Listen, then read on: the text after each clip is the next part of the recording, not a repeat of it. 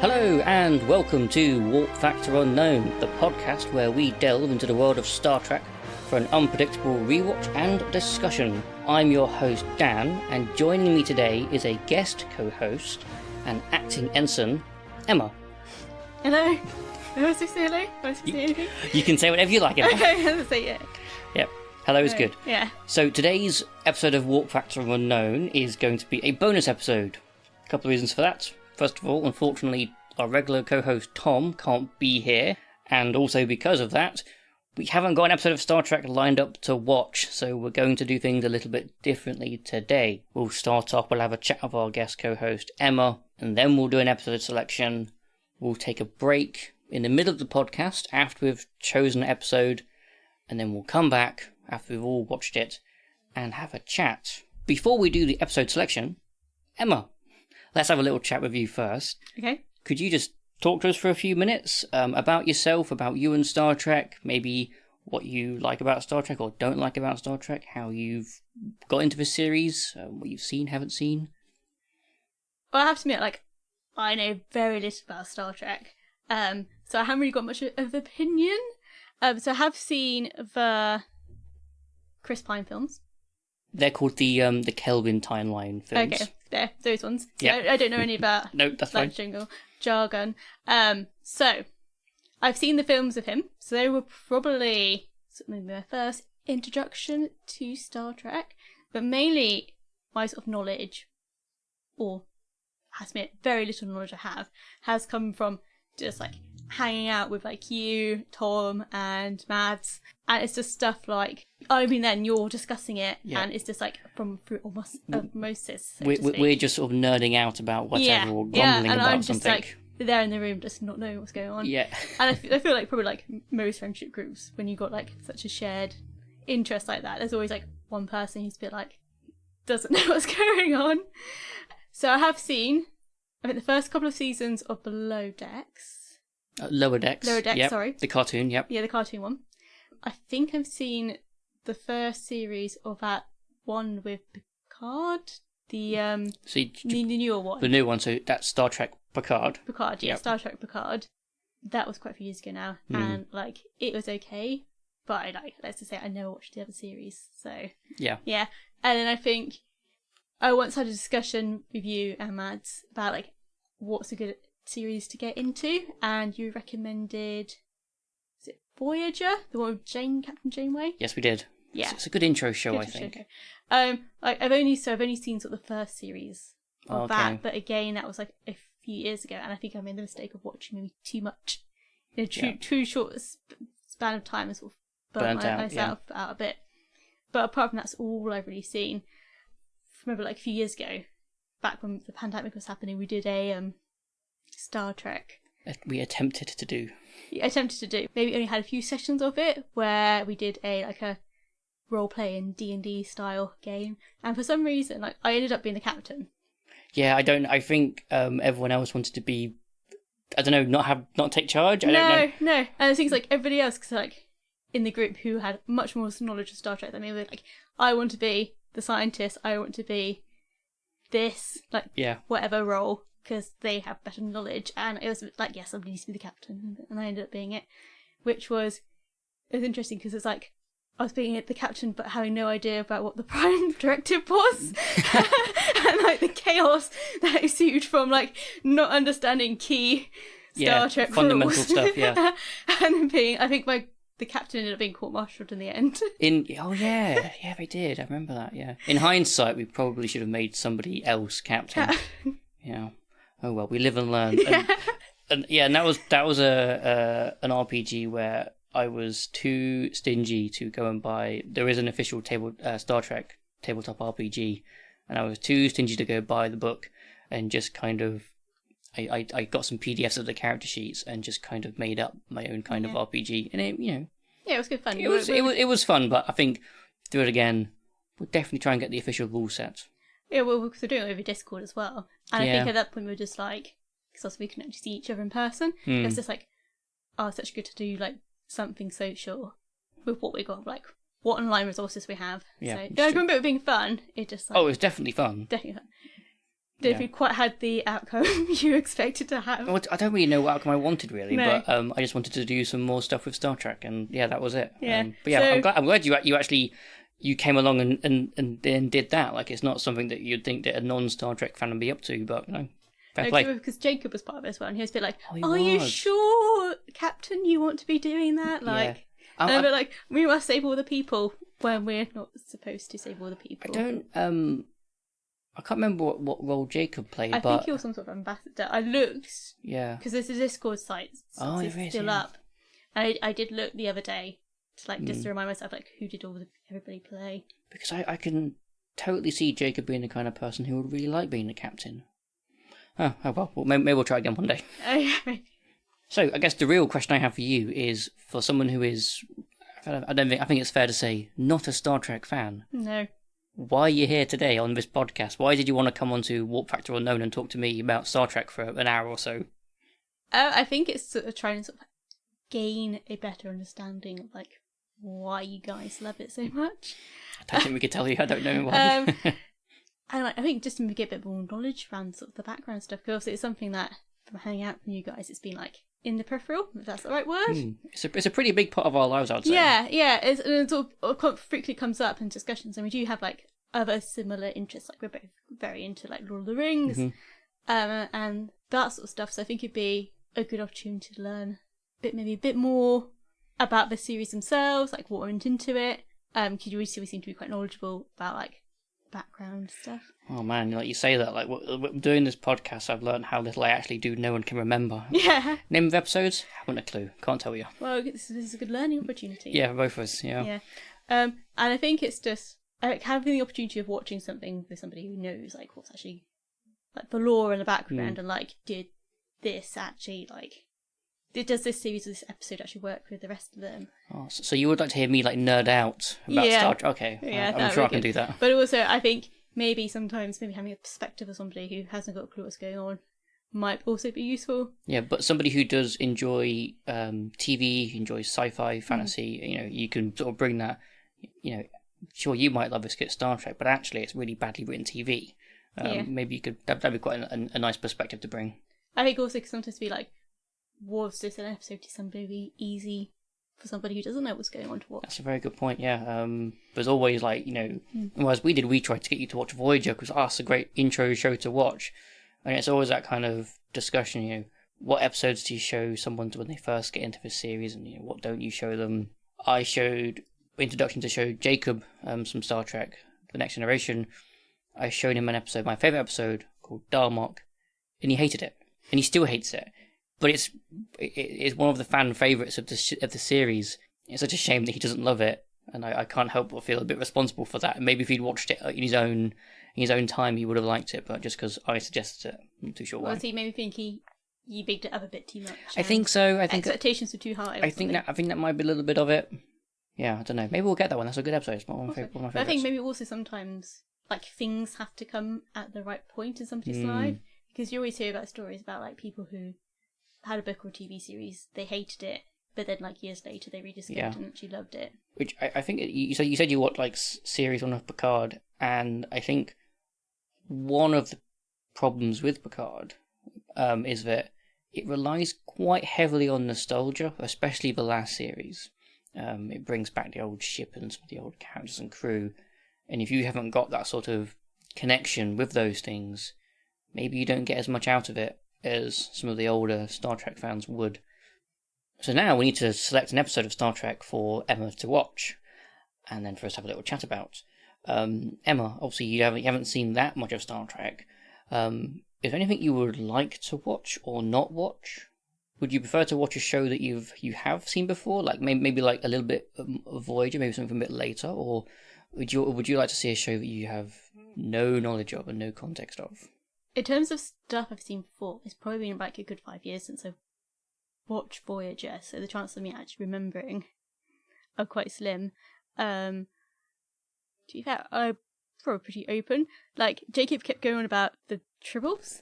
Oh, Tribbles, yeah. The trouble with Tribbles. Yeah. Because apparently they're a bit I used to have guinea pigs as a child. Yeah. And apparently they're supposed to be a bit like guinea pigs, so that might be quite a fun one. Well, they are. All they do is they're born pregnant. and so they breed quite quickly, very quickly, and they eat a lot, and they're small, fluffy, and cute, and that's it. So, which is quite essentially sort of self-cloning themselves. Kind of, yeah. So that'd be a good one. And there's, to my knowledge, hang on, there's definitely 2 episodes of Star Trek. There's the original series 1, the Deep Space Nine episode 1. Oh, there's a Star Trek short that's got them in. So yeah, there's a few. There's 900 episodes of Star Trek, so it's not impossible, but very unlikely. Yeah. So now we need to spin for the show to watch. We have the spin out of 13. The way this works is we will first choose the show, and when we've got the show, we'll then see how many series are within that show. For example, if we got The Next Generation, there are 7 seasons, so then we would roll 1 out of 7, and then once we've got that, we'll then get our episode. If we somehow hit an episode that we've already seen before, we will flip a coin and go heads or tails to get up or down, and any other rules we've sort of got in a minute won't sort of matter here because this is a bonus episode. We're now going to spin, and I'll put all the names into the spinner, and they're all like the abbreviation, so Emma's not going to have a clue what any of these mean. But here we go. We're going to spin now. TNG. Emma, do you know what TNG stands for? No. The Next Generation. Do you know what the Next Generation is? Is that the one with Picard and Riker? It is the one with Picard and Riker, yes. Okay, like when they're younger. So I'm quite happy right now. Yeah. I like TNG. Like I've heard a lot about Riker. Oh, Riker's, he's very sexy. Yeah, no, Riker's a good character. I think he's a bit of a fan favourite around our friendship group. Do quite like the beard and the way he mounts chairs. Yeah, I've seen lots of demonstrations of that. Not from me. I've never mounted a chair like that. Okay, so obviously I would normally now ask, what series of TNG would you like to watch, but you have no sort of context around that. No. So I guess I could ask, would you prefer to watch an episode that's more maybe light-hearted or more a bit serious and darker or has like a strong moral dilemma? Any kind of theme of TV show you'd like to watch? I think maybe one who's a bit light-hearted, but also at the same time maybe one that's going to maybe give a good introduction to who these sort of the main cast is. Which, being an episodic show from the 90s, there shouldn't be any long story arcs or things which you can't just sort of jump into and understand roughly what's going on. So it's a bit like structured like Friends is. Yeah, you could just jump in an episode. Pretty much, yeah. And it's kind of very self-explanatory but almost contained within the episode. Yeah, exactly. They normally resolve it in 45 minutes. There are a few 2-parters. If we do hit one of those, we do watch both parts, so maybe we'll get to watch 2 episodes. Who knows? Yeah, there are some 2-parters which are a bit more integral to the plot and the characters, and they sort of do change the characters quite a lot. The one I can think of the most is Best of Both Worlds, and that's one where Picard gets made part of the Borg collective. He gets kind of turned into a space zombie. Yeah, that's a good episode. I think you could definitely watch and enjoy that. But if we got the episode just after that, that's when he's dealing with the recovery of that, and he goes back to Earth and he spends his time on Chateau Picard, and it's a great episode. I love it. But you might miss out a bit of context on an episode like that. But for the most part, TNG is very good at just jump in and enjoy some Star Trek. Now we've got to do our second roll. 1 out of 7 for the seasons. Let's see what we get. Season 7. We've gone to the end. Oh. We're going to the end. So I fairly recently rewatched TNG in its entirety, and I was actually quite surprised at how much I remembered. So how many episodes I remembered that were actually a little bit more on the subpar side. I didn't enjoy as much as I thought I would. There's definitely some good ones in there, but there was a few more stinkers than I remembered. I know when I've watched long-running TV series, sometimes the last few series is good, but more often than not, the last few series is almost as if they've gotten a bit tired. Maybe they're running out of ideas. They're getting to the point where they really need to wrap it up, but for some whatever reason, they're trying to stretch it out a bit longer to get a bit more money out of it. Yeah, so you're thinking maybe a bit of a case of that going on. I mean, maybe. I didn't get the impression that it was like fatigue going on, and the season 7 final, the series final, I think is probably one of the best show enders ever made, in my humble opinion. But again, that kind of comes with having watched and loved all the 7 seasons prior. So if we get that now, I don't think you may not appreciate it as much. No. But that's okay. There are 26 episodes in season 7. Okay, so now for our final roll to decide what episode we're actually going to watch, we now need to roll or spin out of 26 to get the episode. Here we go. Episode 14. I have no idea what it is. We'll find out together. So I'll get the episode name and then a synopsis. Oh no. Oh no. Oh no. Oh dear. What's happened? Oh, Tom's missing out on this one. Oh no. We've got Sub Rosa. Okay. One of the most infamously bad episodes of Star Trek ever made. Oh, really? Yeah, no, okay, this is going to be great. Okay. Dr. Crusher attends her grandmother's funeral and finds the house is inhabited by a spirit who is 800 years old and was her grandmother's lover. Beverly Crusher gets a ghost boyfriend. Okay. And yeah, that's a bit weird. Yeah. There's definitely a scene where she's enjoying herself quite a lot. It's not one you want to watch with your parents. I was going to say, we watched Game of Thrones with my parents. So, oh, well, you might be okay then. Yeah. But, I think, this one's a bit more awkward. Okay. But no, so I'm actually quite excited by this. Because whenever you sort of watch, an episode which you remember being quite bad, or a show you remember being quite bad, I like trying to pull out things which maybe you actually do enjoy that certain aspect or certain part. Or maybe you don't, you just hate it. So is Dr. Crusher a human? Dr. Crusher, yeah, she is the ship's doctor. Okay. And so how is it that her grandmother had a boyfriend 800 years ago? No. The ghost is 800 years old. Oh. He's been on this planet for that many years, that long. So basically her grandmother had relations with a 700-year-old ghost. And then Dr. Crusher rekindles that same love with the same ghost. And oh god, if I remember right, it was one point where Dr. Crusher finds her grandmother's diaries, and she's saying to, I think it's Diana Troy, it's like, I was reading my grandmother's diaries last night, and one point was particularly erotic, and it was something like that, and it's not great. Okay. It's not. It's also, you're talking about a ghost. I'm assuming it's not a ghost, because as far as I'm understanding, Star Trek doesn't really go into sort of the paranormal. Well, it does, but it always tends to resolve it in a sci-fi kind of way. I can't quite remember how this one's resolved or what the ghost is.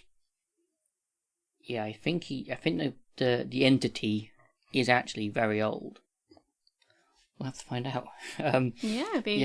But I do know that Tom is going to be disappointed that he's not here for this one, because this is one of those episodes that he mentions quite frequently. Oh, really? Yes. Is that as in a good way or an infamous way? Or I think in an infamous way. Yeah. He's probably going to be really disappointed he's missing out on this rewatch, but that's okay. But that's okay. There's plenty more terrible Star Trek for him to watch. Yeah. So that's our episode of Star Trek Selected, TNG Season 7, Episode 14, Sub Rosa. We're going to go away now, watch the episode. Please also pause the podcast now. Go away, watch the episode if you want to, and we'll see you again shortly. Thank you very much.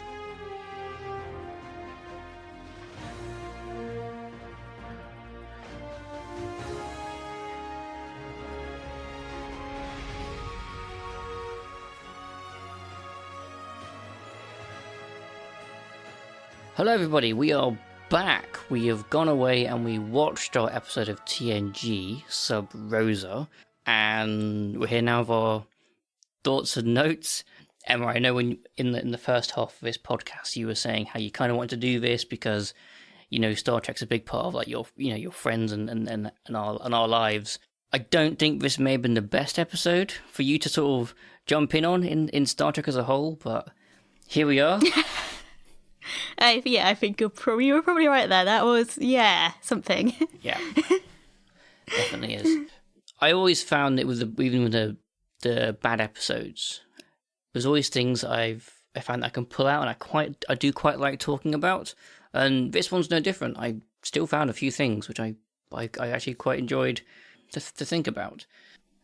So yeah, I have notes, as I said, in about 2 themes.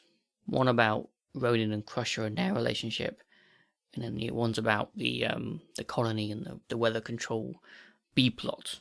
Okay. I don't know how your notes are. My notes are just like as it was going along in the episode, so it's like not really in theme. So maybe if you want to start off, the only thing I'm going to point out was first. So first of all, I felt like Dr. Crusher was a bit of a weird name. Beverly Crusher. So this is a good point actually, because you're obviously coming into. Have you seen any Next Generation before? Not really, no. Well, if I have, I haven't really, Yeah, of course. Know what's going on. I mean, I guess you're right. For me, it's fine. It's just Dr. Beverly Crusher. That's who she is. Well, I think like Dr. Crusher, to me, it just sounds a bit like a villain from a comic book. Yeah, maybe. Yeah. I've never really thought about that, yeah. Yeah, no, because it was a bit like somebody, like some sort of supervillain that goes around crushing things. Yeah, with their mind, possibly, or something. I don't know. Yeah. So that's my sort of first point. I thought that was a bit of an odd name, but there we go. So the first note I've got, which is kind of not at all relevant to the episode at all, is that it's directed by Jonathan Frakes, who, as you may not know, Emma, is the actor who plays Commander Riker. Okay. So he started learning directing from Next Generation, and Star Trek's got a bit of a history of allowing the actors to direct episodes.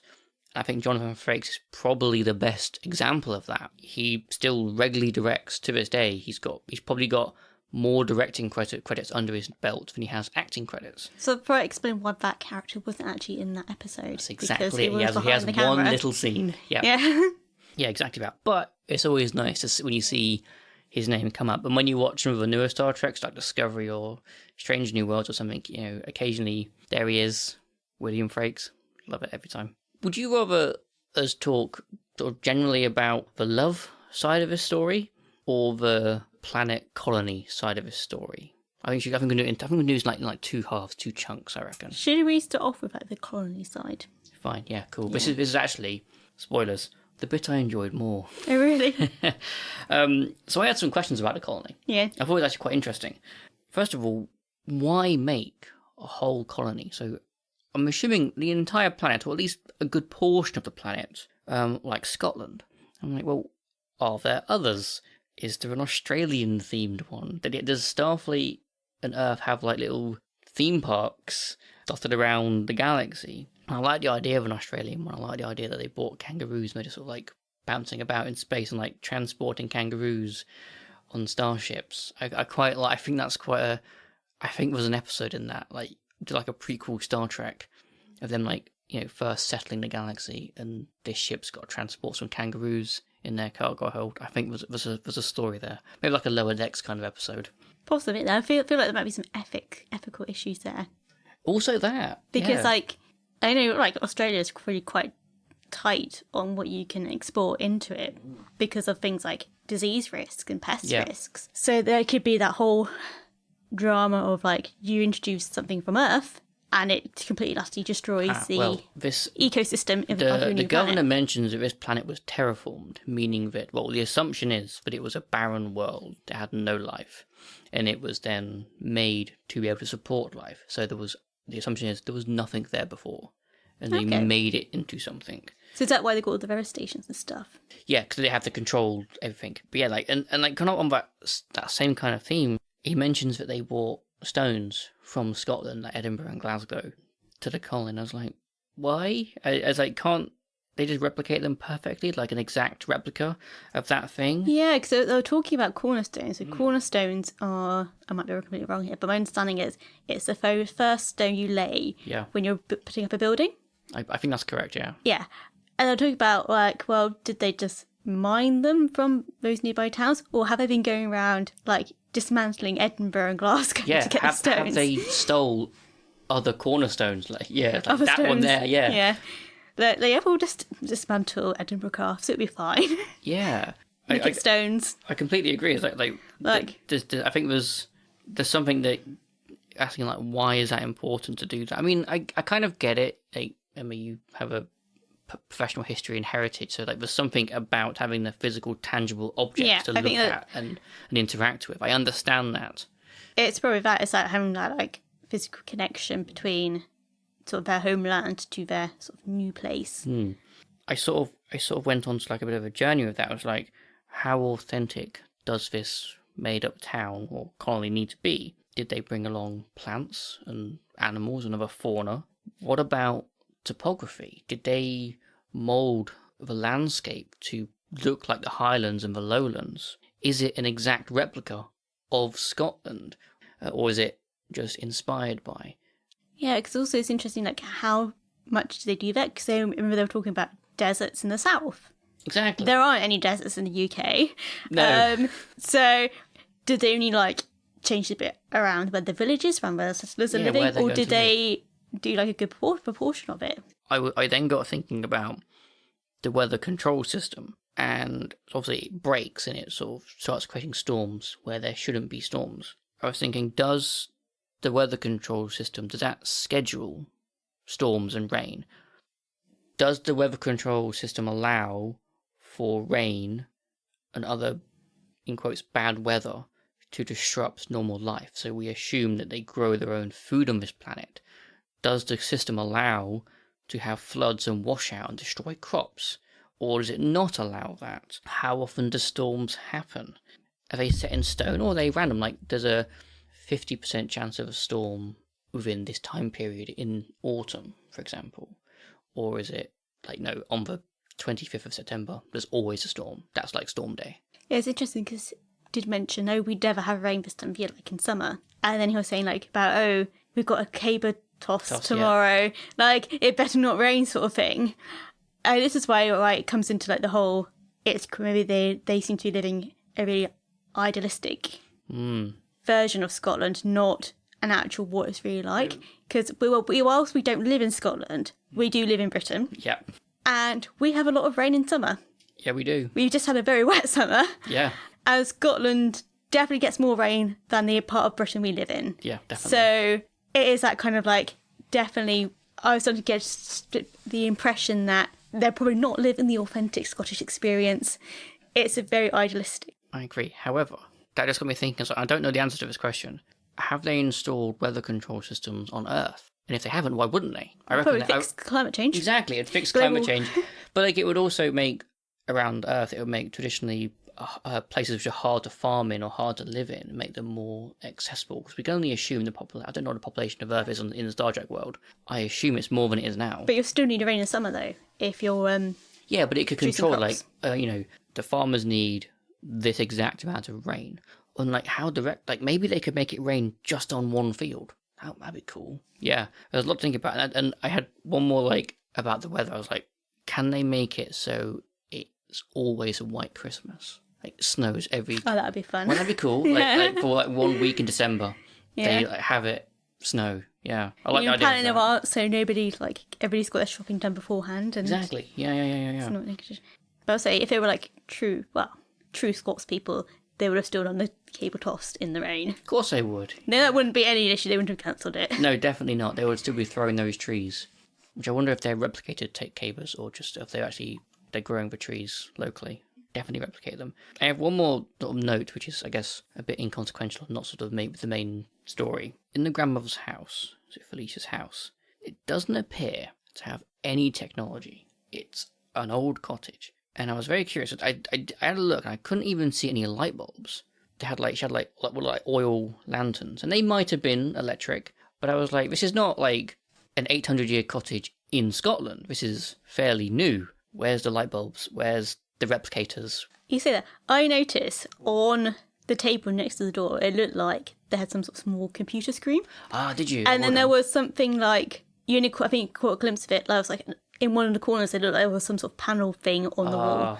But I was about to say, with things like the oil lamps and stuff like that, you can, it's quite often common practice, because obviously, like, we don't have those sort of oil lamps in houses anymore, but people still like that old look. You can get either old ones converted to now have electric bulbs in them, or you can like get replicas with electric bulbs in them. Yeah, I'm sure. So I'm assuming they're probably just replica ones. The 24th century must have really good fake oil lamps. Okay, well, I'm glad you spotted some panels and electric. Yeah. So I was like, they can't just live off. She can't just have like, you know, candlelight and log burners. Yeah, but at the beginning, it was like the whole thing. Questions like where are they getting their furniture from? It was that it's supposed to be old furniture because you had all those bookcases full of old-looking books. Are they replica ones that they've created to get that look, or were they sort of ancient ones that she brought with her? I'd assume it's a combination of both, that they may have imported a lot of stuff originally from Earth, but then they just replicate it.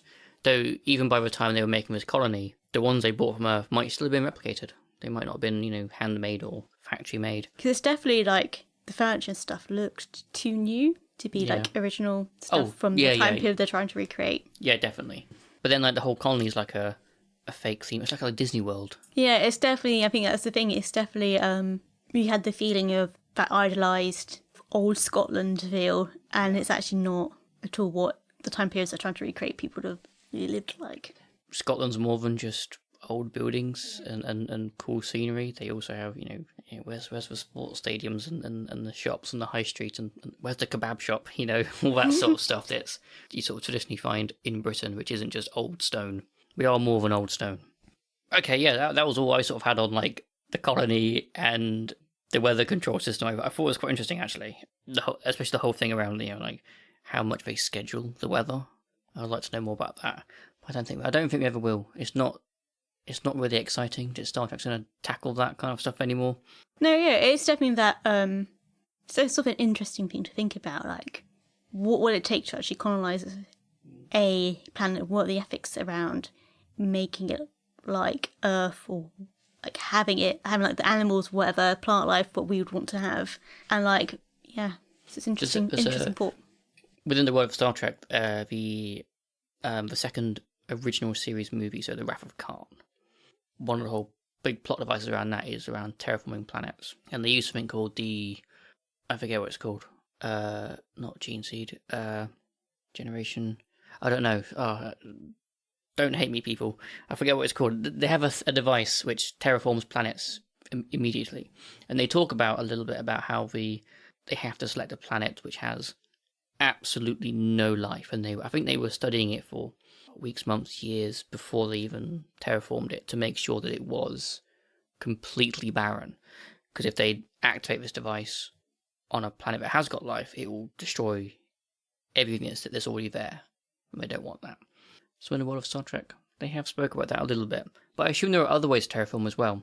That take a lot longer. Let's switch over to the A plot. The sexy plot.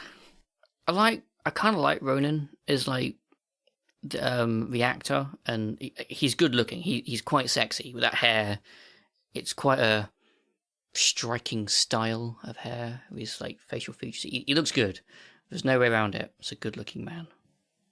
Yeah, you haven't got to agree with him. You haven't got to say. You haven't got to swoon. He's definitely got like they definitely were going for like that hot Scottish vibes. Yeah, definitely. Like because see, I know there's been quite a few books and films and stuff where you got like the hot Scottish man comes, sweeps the hair off her feet. Oh yeah, it's a classic story. So I think they definitely were playing into those stereotypes with his design. Yeah. He is, yeah. He was good. Yeah, just good. I thought just good casting for a sexy Scottish man to sweep someone off their feet. When Crusher's sort of gone back to her grandma's cottage and she's sort of settling in, and she starts reading her grandma's journal. I don't know about you, I wouldn't want to read a dead relative's journal, and if I did, and it even turned vaguely erotic, I would stop. I wouldn't continue. I don't know about you. How do you feel about reading? Yeah, it's a relatives? it's a bit odd. But I suppose it's sort of a question, like, when you write something down, like, who's going to read it? I did find it sort of interesting how she had, like, the quite posh books to write it in. A really good handwriting. I know, good handwriting. But the thing is, like, when you talk about, obviously, like, I used to mention I come from a heritage background, so actually journals are, like, a really, really useful tool. Oh, definitely, yeah. But then it is, like, there's always the question of, like, maybe be careful what you write. Because it reminds me a lot of Queen Victoria. So Queen Victoria, we know a lot about her life because she wrote extensive journals throughout her life. And she did actually write some, probably for their time, quite in-depth, steamy stuff about her and her husband. Oh, I didn't know this. And the thing is, those records don't actually exist because after her death, one of her youngest daughters, who was obviously at that point in time like a grown-up adult, went through and edited her diaries. Yeah. So there's bits where we know it's being crossed out and like being got rid of. Isn't that the same? I've never read them. With Anne Frank's diaries as well, that they were edited. Was it by her father? I think edited them. The unedited ones are still there. They're still readable, but like I think the ones that sort of get shown to younger kids in schools are sort of leave out some of those sort of actually sort of growing up and becoming a woman sort of thing. I think those ones sort of I don't think because obviously Anne was still still very young, so I don't think it was to the extent the Queen Victoria. Oh no, definitely not. No. Sex parties of Queen Victoria. But also, I suppose with Anne Frank's one, there was a story they wanted to tell, so they probably wanted to keep. Oh yeah, like the royals keep it, have, like, keep an it image to portray. And I think it was also probably like didn't want people knowing about her parents, so she edited it. Well, I think that's the difference. Like you mentioned about how journals are really useful from a historical perspective. I think there's a difference between having journals be read by essentially strangers, even more so when it's removed by time, to direct relatives reading them quite close to someone's demise. I think that is quite a invasion of privacy for what Crusher was doing, to read that journal, especially so soon after her grandmother passed away, compared to reading Queen Victoria's journals. Yeah, because I think that provides quite useful historical context. Yeah, and I think it's one of those things where, like, if I think about maybe my own family and stuff like that, if, like, when my grandparents would die and stuff like that, and if they had a journal, I don't think I'd necessarily want to know. No, wouldn't, like, throw it away. No, wouldn't get rid of it, but wouldn't want to read it. I think because you kind of feel like it's almost like an invasion of their privacy. And I think if I was reading it, and I was then enjoying the more romantic parts of it, shall we say, as Crusher was, I think I'd question my own mental state a little bit and probably go talk to somebody, because I feel like there's something there. I don't know what, but I feel like a psychiatrist would. It kind of feels would have like some like, let's talk about this. It was stepping over like some boundaries or some privacy boundaries between her and her grandmother. Yeah, because I know it's one of those things that's like I enjoy a nice romantic scene in a book, in a novel, but then those between made-up characters and it's all entertainment. Well, this is a bit more personal. Yeah, and it just doesn't sit right. Yeah, don't read your grandma's erotica, I suppose. the conclusion we've come to from that. Anyway. Oh, the only thing I was going to point out was I quite like the reference to Glamis Castle. Oh, which castle is this? So it's a famous castle. Well, it's quite a famous castle. The family who's famous. So it belongs to the Bones Lions, which is the family that Queen Elizabeth II's mother is from. So this is the castle she would have grown up at. Oh, I see. And it is in Angus in Scotland. Oh, cool. Is it still within the I'm going to say royal or public domain? Can you visit it, or is it privately owned? I'm not 1% sure. I know the Bones Lion family still own it. But whether or not... I think they have got a website. Hang on, let's have a quick look. I think you probably... Let's see. Okay, so it is... You can visit it, but it has limited opening hours. So at the moment, it's only open during spring, summer. Oh, okay, that makes sense. So it's one of those ones where it's a private residency, but parts of it would be open. Yeah, okay, that makes sense. Basically, the family who still live there need that tourist money to pay their bills. Well, that's to be fair, most daily homes these days are like that. Yeah, they're expensive things to run. Feel bad for the rich people folk in the aristocracy. So they're not that rich anymore. That's part of the problem. Yeah, times have changed. We don't have the money. Tragic. My heart bleeds for them. Have they considered getting a job? Sorry, I'm ranting now. Okay. When Crusher was talking to Picard, first of all on the ship, and she was saying how she just started reading these journals, and she said to Picard, "Oh, he's quite young, he's in his 30s, and she was 100." It was quite a fun scene actually. I really like Patrick Stewart's Picard's reactions. I thought he was, it was nice. It was kind of a cute scene, but I found myself thinking, I was like, and they didn't address it in the episode. They didn't have to address it in the episode, but it might have been a nice thing for them to have discussed. Just even if it's one conversation, they could have, because it's obviously before Beverly had met Ronan, so they could have brought up the possibility of elder abuse and that kind of relationship dynamic that can happen. Not always a romantic one, of course, but young people can sometimes take advantage of elderly people for whatever reason, normally financial reasons. And I thought that could have been a nice little thing they could have explored there, and that'd been a nice little moral conundrum that Star Trek likes to grapple with occasionally. But they didn't, and that's fine. Just a what if, I suppose. Yeah, I suppose it's one of the things where I don't know, because this was filmed in the 90s, so maybe that wasn't seen as such a big issue back then. I don't know. Yeah, I mean, because sometimes with like films and TVs and stuff, like the issues that are addressed or not addressed are quite often a reflection of what's been going on during that period of time. Yeah. So who knows? Obviously, I was born during the 90s, so but I don't remember them really, so I wouldn't be able to tell you if that was the thing or not. Yeah, no. I work in the care industry, and there's quite a lot of training. There's quite hot for the professionals who work in the care industry. It's quite well taught about elder abuse and the signs and to look out for from family, relatives, members of staff, all the rest of it. So maybe I'm just a bit more clued into sort of look out for that stuff. Maybe, who knows? To be fair, I didn't think of that when I was watching it. That might be because of my background. That's why I picked up on it. Think about it. I did think at the end of that conversation when he was a bit like, maybe she'll get somebody in her 30s when she's 100. Yeah. Who knows? Yeah. Picard did seem a little bit disappointed, so I was a bit like, is there a little crush going on there, or is that am I reading too much into it? So yes, there is. Obviously, you wouldn't know this. It's unfortunately never really explored. Yeah. I don't think to a satisfying degree within TNG. Crusher and Picard have got some kind of feelings between them, but their professional lives seem to get in the way. And I think it would have been nice if a show could have explored it a bit more. Maybe he was a bit jealous. Because it was also just to question that conversation, but also the conversation had about the dream of Troy earlier. You did question, like, obviously this might be me not being familiar with Star Trek and like the relationships or what's considered suitable work relationships between people, that I felt like what you're talking about wouldn't be something you talk about in a professional setting.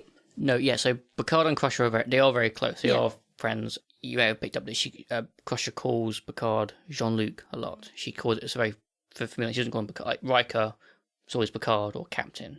Yeah, Crusher's always normally Jean-Luc. And yeah, in the newer Star Trek show, Star Trek Picard, they had sometime after the Next Generation, they had got together. I think they got married, had a kid, and then got divorced.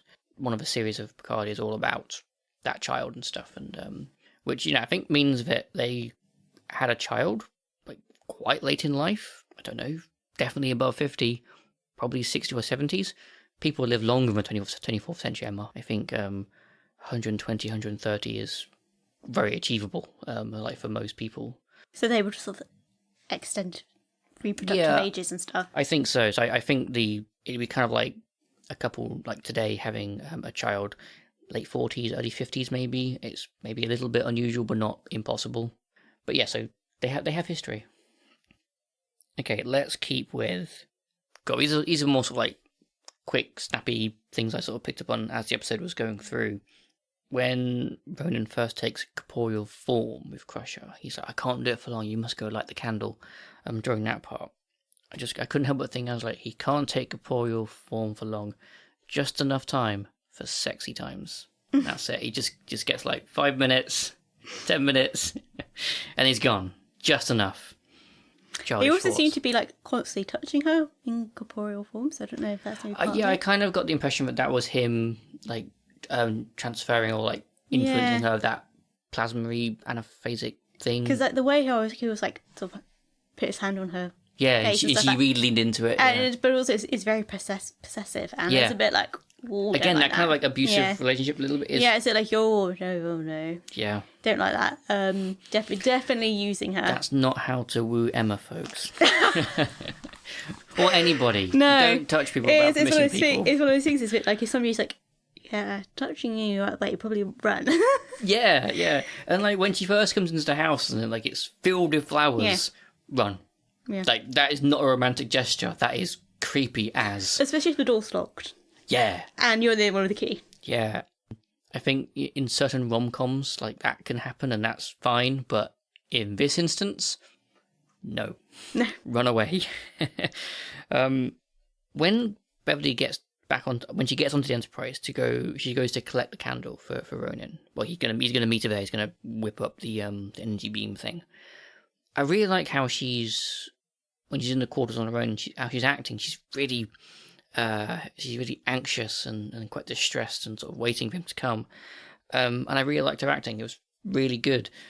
But then the second that Ronan appears, I stop buying it. I kind of don't buy it as much. I don't know why. I guess like the change in sort of tone of when she's like relieved that he's there. I preferred the acting when she was anxious. Yeah, because it kind of felt like she was going through some sort of withdrawal symptom or something. Yeah. And then like as soon as she got there, that she got that hit. Yeah, relieved it or something. But I suppose it's that whole process of like his influence on her taking over and her essentially becoming possessed and her not being herself anymore. But what I didn't understand, because he was like, oh, we've got to take the candle back to the house and stay in the house. But didn't he say he originally came with the family from Scotland? In the candle. The candle. So why couldn't you just keep the candle on the ship? Yeah, and why when she took the candle to the ship the first time, why didn't he go with it then? Yeah, so you could just keep following her around. Maybe he can't get transported through a transporter. Well, because he went up the energy beam, apparently. No, but like when Crusher first took the candle up, she would have transported. Oh, yeah. So maybe that's why he couldn't go.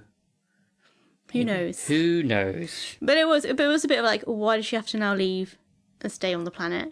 Yeah, why can't he just stay? Why can't he just come and stay on the ship? Maybe he just likes Scotland. He's not ready to give. Actually, he left Scotland. I'm gonna tie this into a point.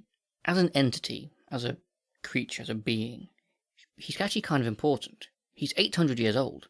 Like, he must have a really good insight into human history and its development from the 1600s through now to the 24th century. I put here, he belongs in a museum. But then I thought, no, he doesn't, because all he's been doing for the last 800 years is having sex. He probably hasn't actually got that much useful information to relay to a historian or to put in a biography, which is a shame because he's potentially very important, but he's not, because he's just been having sex. Yeah, because obviously it was... He was like 1647? 47? I think it was. So, 1647, so that would put him roughly, just checking my facts here, put him roughly in the middle of the English Civil War. Yeah, like... So obviously King Charles I would have been the King of Scotland and England at the time. So obviously that was a big period of upheaval in the UK. So like, even though he might have just been like staying with that one family, like their lives would have been impacted and he would have like seen... But also would have experienced that. In the world of Star Trek, he would have also been around for things like the Eugenics War and when Vulcans first contacted Earth, when they first got warp drives and their first foray into space. And the governor mentioned this is one of the early colonies, so he would have been there for the early terraforming and early settling of an early colony. This is all really important historical stuff that this guy should know, and he's never bothered to... Like all he seems to care about is sex with these women, which the man's got a type, like a very, very particular type. Well, they did sort of explain it was something to do with their genetics. Yeah, I suppose. That he's compatible with. I suppose. But then, I don't know, it seems to be one of those things where he was creating that sort of relationship with them where they were reliant on him. It's kind of a cult. Yeah, so they were reliant on him. But I suppose it's that whole, he made them happy so they wouldn't get rid of him as that sort of like parasitic relationship. Yeah. So he's feeding off of them. But then it was a bit confusing because they're saying like he was using them to live off.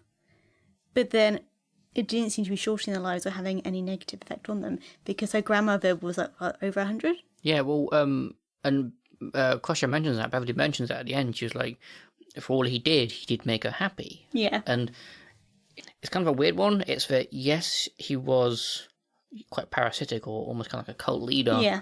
But there didn't seem to be any negative impacts. No, not directly. Until he started killing Quint. That makes you wonder, like, how many people has he killed in like 800 years to maintain this? Probably, it's probably not his first rodeo in the world of killing people. No, and also found the whole Quint thing was a bit weird. So I also have another question as well. So before your Quint one, why would he want to move to this colony? Maybe he was getting found out in Scotland, so maybe he convinced whatever Howard woman that was at the time, let's try somewhere else. I know this great. I've got this lovely brochure. So maybe that was why. It kind of seems strange he'd want to leave Scotland and travel to another system. So maybe he was being found out. Maybe that's why he left Scotland. Possibly. Maybe he just doesn't care as long as he gets his food. Whatever that is. He's feeding off of them from. They never really established what he was actually feeding off of them from. There's a joke there. There's a joke there, people. There's a joke. Okay. Sex, Emma, sex. No. Yeah, no, because that's the whole thing with Quint. Because he was saying, like, in that scene where he sort of comes in with a candle and he's a bit like, oh, don't want to bury another Howard woman and all this and the other. He kind of sounded like that was like proper like haunted house horror scene. And it almost sounds like, you know, like in those sort of stories when somebody says that, it's like somebody's going to die prematurely because of the ghost. The ghost is going to do something that's going to result in their death. But in this circumstance, it's a bit like, well, her grandmother was really old. And they were saying like, oh, she died of natural causes. Yeah. It's a bit like, why would he be burying another Howard woman? Yeah. Like, the ghost doesn't seem to be causing that. Yeah, I agree. The actual ghost story elements of this episode don't quite make sense as like a traditional horror story or ghost story. The negative thing I can think of is maybe his control over her was causing her to maybe become isolated from the rest of the community. Yeah, possibly. Or maybe like caused her to act out and stuff like that. But he seemed to be aware of that, well, something was going on when nobody else seems to have a clue.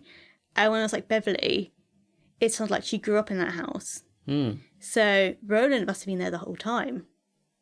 Yeah, but she never saw him. But she never saw him, or nothing never happened to make her think there was a ghost. And on that as well, it's like, I got wondering, I was like, how did the Howard line continue? Surely these women had to have had other partners, husbands or relationships, to, you know, provide offspring. If Ronan is just constantly with these people for like, you know, it appears to be like long periods of time, unless he's sort of doing that after the husband is gone away, or so my guess would be, or is it just like a secret love affair that every woman or Howard women have got? They will have a secret. Well, the Ronan. thing is, it seems to be so possessive and so like all-consuming, this romance that he ends up having with them, that I would guess that they'd be the only one. So my opinion, my understanding from what was happening was that it seemed to be the lamp was being passed down to like the next person. So you mean like every other generation? Not every generation, but like Beverly's grandmother would have gotten it when her mother, so Beverly's great grandmother, died, and that's when her relationship with Roland started. But say, for example, I don't know, if Beverly's great grandmother died when her grandmother was, say, 60. Yeah. She would have already had a life beforehand and maybe met somebody, had Beverly's mother. But it seems so. Maybe the Crushes, the Howards have got a long history of getting divorced from their, in quotes, normal, real husband in their sort of middle age. Possibly, or maybe they just died. mysteriously. Yeah, like Quint died. Yeah, maybe that's it. Maybe Ronan killed them all. Oh my god. Yeah, like he waited until he wants this next Harold. He waited to ensure that there was another daughter. Yeah.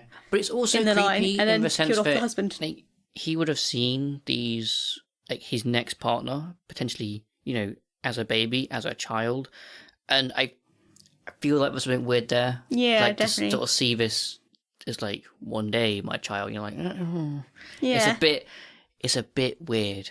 That makes me uncomfortable. That kind of like to think about that. I don't. Oh yeah, definitely. It's definitely an odd. It's an odd story. Odd story, yeah. It's an odd story. There's no way around it. But I think it's maybe it was just showing how like psychologically powerful. Yeah, that's true. Because she wasn't questioning it at all. No, she was not. She was like only until Picard got injured. That's when it sort of went. Well, no, when Quint got killed, then she questioned it, and then when Picard got injured, then she really sort of managed to start to fight back. To me, it felt like the end and the conclusion was quite quite abrupt. She like suddenly went from being completely under a spell to suddenly like, oh yeah, I've put all the pieces together and this is it. Yeah, she suddenly remembered what this anaphasic energy was. I know exactly what you are now. Yeah. It seemed to be a bit, yeah, very abrupt. And her grandmother looked good for being over 100. Yeah, she did, and like that was actually generally like that was quite. I won't say scary. It's not scary, but it was probably like the most horror-y, spooky part of the episode. Seeing the grandmother come back to life, and like there's some trauma there as well. Seeing your recently deceased relative being possessed, and like, it's okay, dearie. Yeah, I know. That's Crusher's got some things to work with Troy. Oh yeah, there was 2 points that I sort of noticed. I thought, oh, that's just a bit odd. I noticed like she was wearing her uniform at the start of the funeral.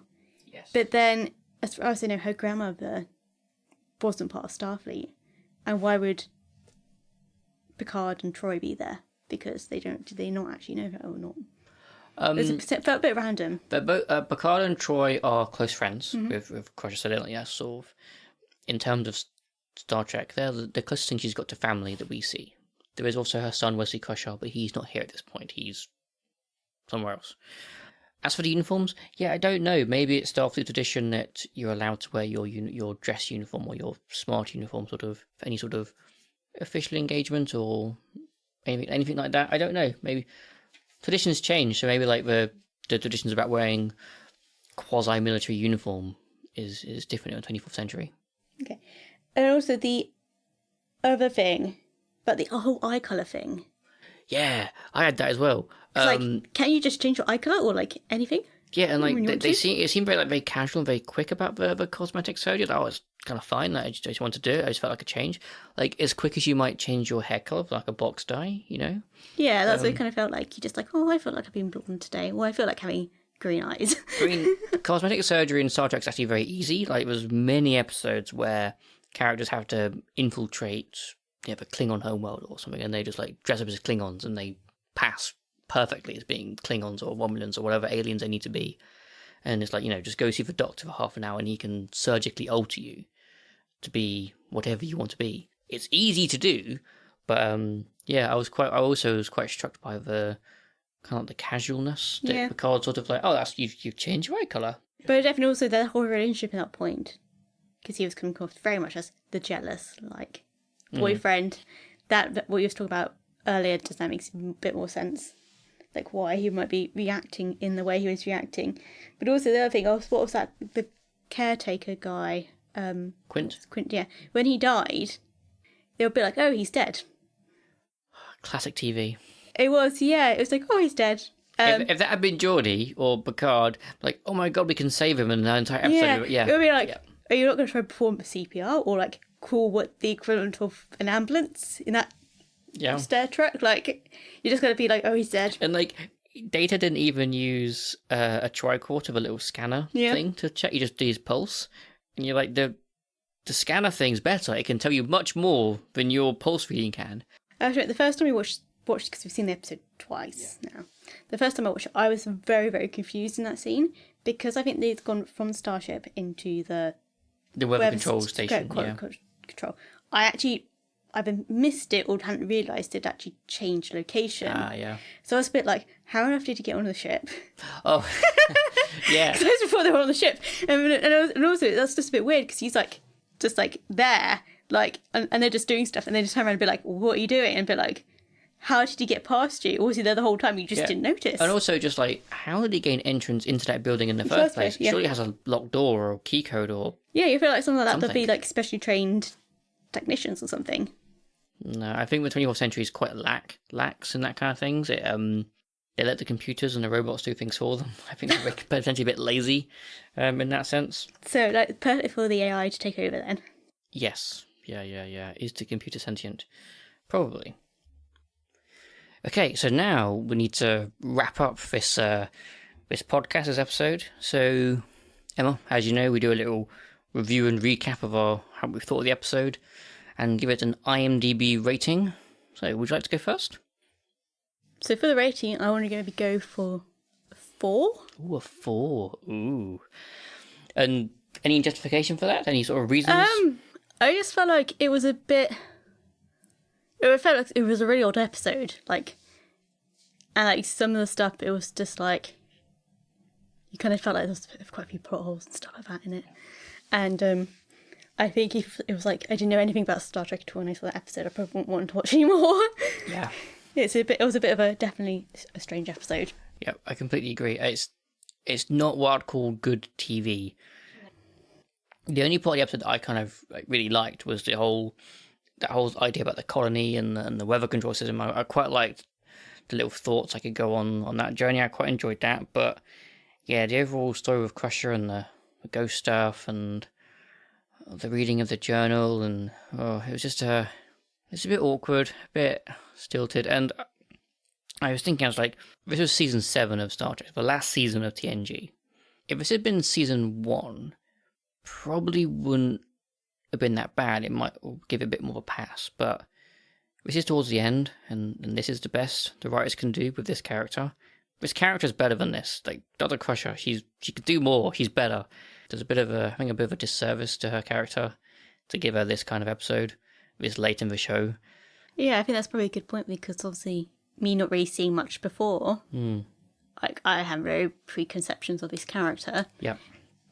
Like the opinions I've come away with her probably don't do her service to what she actually is. Unfortunately, out of all of Next Generation cast, she's one of the less well-rounded characters, unfortunately. She doesn't get as many of the good stories, which is a bit of a shame. But yeah, I think, season 1 episode, this probably would have been fine.